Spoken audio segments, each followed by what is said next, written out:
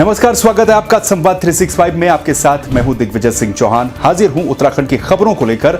आइए नजर डालते हैं उत्तराखंड में क्या कुछ खास चल रहा है, क्या कुछ उत्तराखंड की खबरें हैं।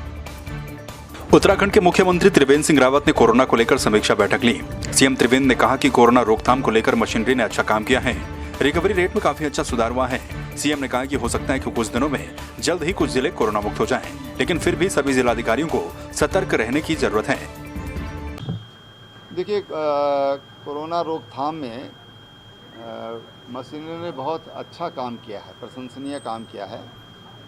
और उसी के कारण जो रिकवरी रेट हो, चाहे डबलिंग का हो या टेस्टिंग हो, वो उसमें काफ़ी अच्छा सुधार हुआ है।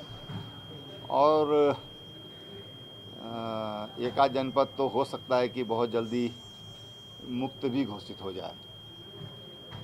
सभी जिलाधिकारियों से कहा गया है कि ऐसे में बहुत खुश होने की ज़रूरत नहीं है।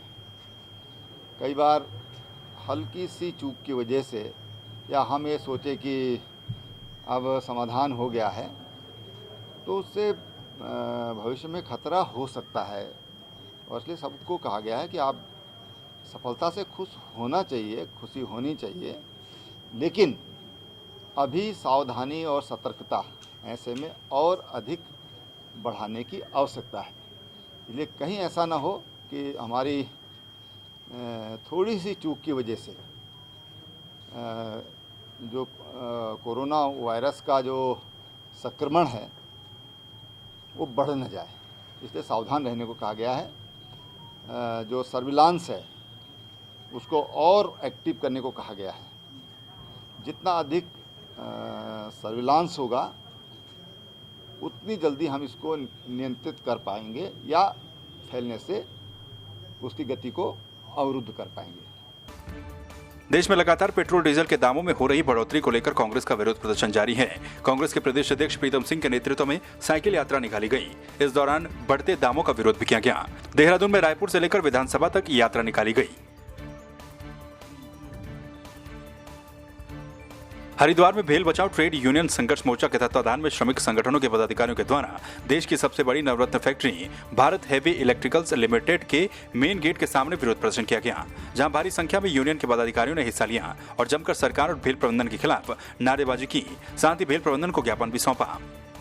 मुख्य मांग जैसे कि हम लोगों के डीए रोक दिए गए, हमारे स्थानीय लेवल पर भी इसी तरह की समस्याएं आई कि हमारे डीए रोक दिए गए हैं। डीए के अलावा हमारे पर्क, हम जॉइंट कमेटी में हमने अपने अधिकार लिए थे, जो हमारा वेज निर्धारित किया गया था उसमें हमारे पर्क रोक दिए गए।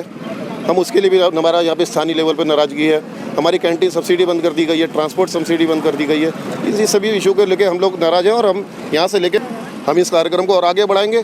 कॉर्पोरेट प्रबंधिका द्वारा और स्थानीय प्रबंधिका द्वारा दोनों की मिली भगत से जिस तरह से बीएचएल कर्मचारियों पर कुठाराघात किया जा रहा है, उनका शोषण करने का प्रयास किया जा रहा है, उसके खिलाफ हमने ये मुहिम चलाई है। और ये मुहिम आज से नहीं, 22 मई से कंटिन्यू चल रही है। 22 मई को भी हमने प्रदर्शन किया था, उसके बाद 19 जून को, फिर 20 जून को, फिर 29 जून को, और उसी कड़ी में आज वैसे तो राष्ट्रव्यापी पौड़ी जिले में फ्लोरिकल्चर को स्थापित करने के लिए जिलाधिकारी पौड़ी ने इसकी शुरुआत कर दी है। इसके लिए ग्रामीण स्तर पर परियोजना के मॉडल को पूरे जिले में लागू करने की तैयारी लगभग पूरी हो चुकी है। इसमें उद्यान विभाग की मदद ली जा रही है और किसानों को पॉली हाउस तकनीक से जोड़कर एग्रीकल्चर के साथ साथ फ्लोरिकल्चर की खेती के गुर भी सिखाए जा रहे हैं। इसके लिए जनपद पौड़ी के पोखड़ा ब्लॉक को चुना गया है। कभी कम बारिश से तो कभी अधिक बारिश के साथ ओलावृष्टि से किसानों को काफी नुकसान उठाना पड़ता है।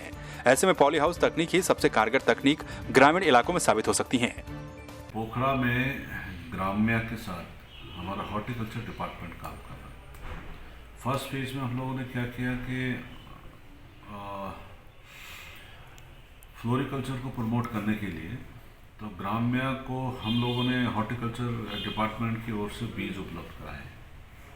लेकिन अब अगले फेज में पूरे जनपद में हम अपने डिस्ट्रिक्ट प्लान से लगभग 1000 पॉली हाउसेस हमारे जनपद के समस्त किसानों को जो इच्छुक होगा उनको देने जा रहे हैं। और जो 1000 पॉली हाउसेस हम लोग देंगे वो क्लस्टर बेस्ड अप्रोच हमारा। टिहरी गढ़वाल में जिलाधिकारी मंगेश घिल्डियाल के द्वारा नगर निकाय में बनाई गई व्यवस्था प्रत्येक वाणिज्यिक क्षेत्र के साप्ताहिक बंदी के दिन सैनिटाइज करने के निर्देशों के तहत पालिका चंबा के द्वारा इसका निरंतर पालन करते हुए आज भी पूरे पालिका के वाणिज्यिक क्षेत्र को सुबह से ही सैनिटाइज करने का काम शुरू किया गया। इस कार्य में पालिका के सफाई निरीक्षक राजवीर पवार, सफाई प्रभारी ओम प्रकाश तिवारी, पर्यावरण पर्यवेक्षक पवन सेमवाल, गब्बर सिंह बिश्ट और कई पर्यावरण मित्र सम्मिलित हुए। पालिका के अधिशासी अधिकारी ने बताया कि लगातार सैनिटाइजेशन का काम किया जा रहा है।